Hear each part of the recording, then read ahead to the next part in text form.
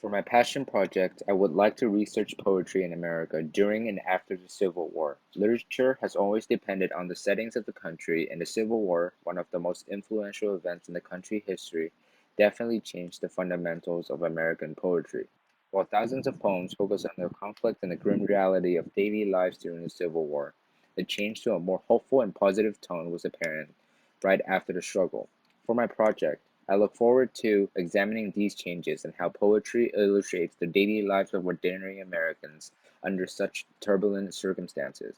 I'm also eager to examine the change from idealism to realism in American poetry. The first poem that I read for the time period during the Civil War was Beat Beat Drums by Walt Whitman. This poem was actually written at the beginning of the Civil War. As you can see, Beat Beat Drums, Blow Bugles Blow is repeated at the beginning of every stanza to represent the bloody war that just started, as bugles and drums were recognized as instruments that marked the beginning of a war during that time. Whitman intentionally chose these two instruments because drums and bugles have distinct rhythms, while ordinary life is random and associated. He painted a stark contrast from the beginning of the poem, illustrating how people were uniting under the same flag to fight for their state. Here, the author offers a unique point of view on the war. Although war often results in the death of thousands or even millions, one function of war is to organize and allow people to see themselves as parts of something more significant and greater than themselves.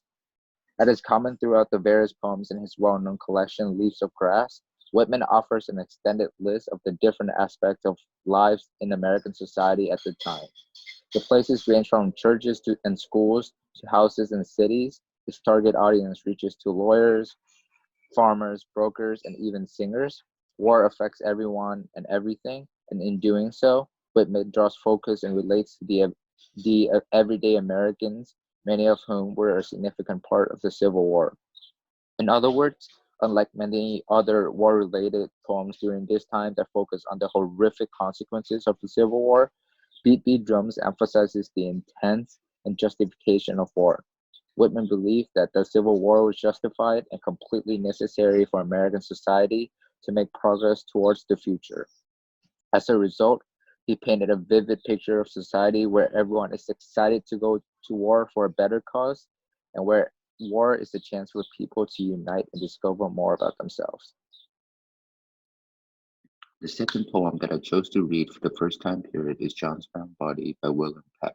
This poem was written to commemorate John Brown, a controversial figure in American history. There are not many literary devices or techniques that are present in this poem. Allusion to religion, more specifically Jesus Christ in the third stanza, is used to solidify the authentication and validity of the argument. However, the significance of this poem comes from the idea that it represents. Penn utilized the idea of John Brown as a mediator of the war to unite the Union and the anti-slavery Northerners. Such a wonderful characterization of Brown's symbolism that allows the abolitionists, despite Brown's violence, to sympathize with his cause and principle.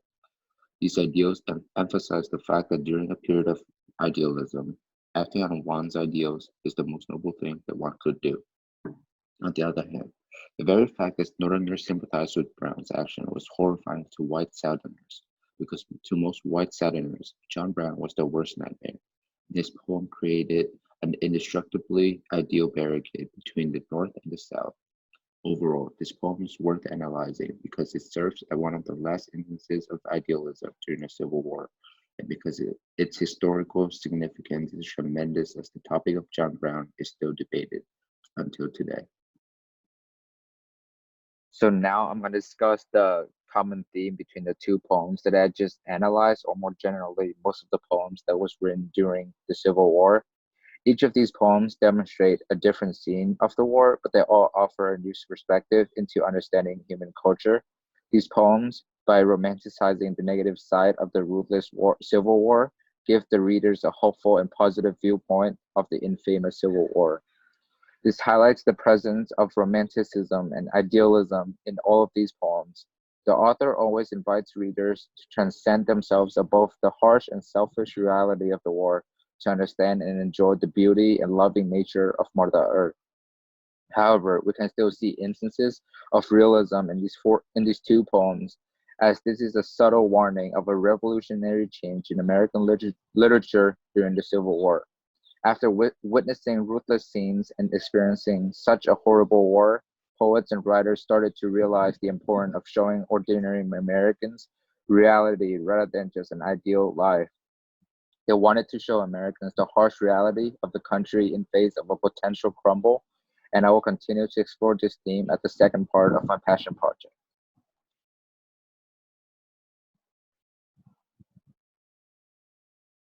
Walt Whitman, being the leading poet under the Romanticism movement, had a unique approach when it came to cope with the war.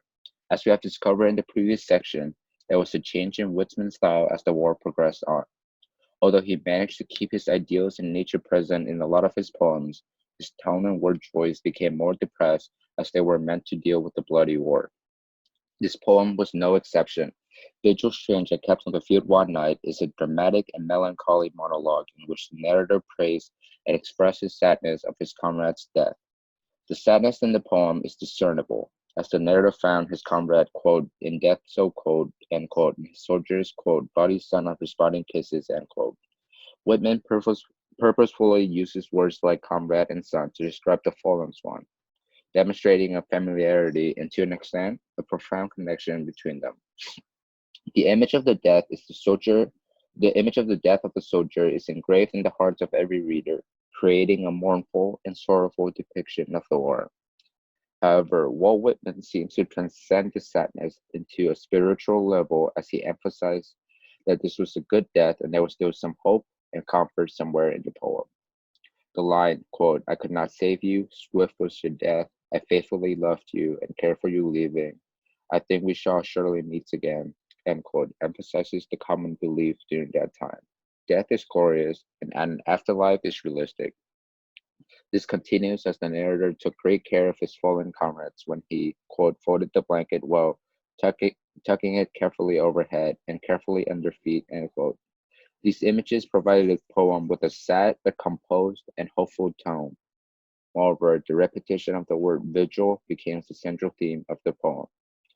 Although the narrator is anguished by his comrade's death, he does not express overt or explicit melancholy throughout the passage. This is because Whitman believed that everyone is connected by their experience. This is consistent with his belief in metempsychosis throughout his career. He believes that although his comrades are dead, they shall surely meet again. Their memories and experiences will forever live on with the coming generations. The second poem that I chose to read and analyze is The College Colonel by Herman Melville. The poem begins with a horrific scene of soldiers returning from battle with their surf loud raw and their mates dragged back and seen no more. This is a common trend in American literature towards the end of the Civil War, realism. Melville described the harsh reality that despite the fact that sacrificing for one's country is heroic and glorious, death itself is not as triumphant as people made it. Death is death, and one should never put one's faith or trust in an afterlife. Yes, soldiers might be heroes, but many of them were heavily wounded and close to death. That's the reality, and that's what Melville tried to emphasize in his first two stanzas. In the last stanza, Melville mentions a great amount of destinations where conditions were terrible, such as Libby Prison or Field Hospital 10, and battles where both sides suffered from great casualties. Through the slow paced but impactful verse of the poem, we could feel that the soldiers were mentally trapped in these places forever. They did not lose their arms or legs in the battlefield, but they also lost part of their humanity fighting the war. This, according to Melville, is the truth that many people at the time chose to avoid because it was so harsh and painful. Another thing that could be noticed in this poem is the absence of God and the consolation of the divine. Unlike other poets at the time, like Walt Whitman, there's a complete absence of religion in the College Colonel, and it is indeed something that emerges after the Civil War alongside with realism. A common theme that I recognize among American poetry written after the Civil War is the rise of realism. As the country went through the ruthless and horrific war, American literature, or more specifically poetry, underwent an inevitable change.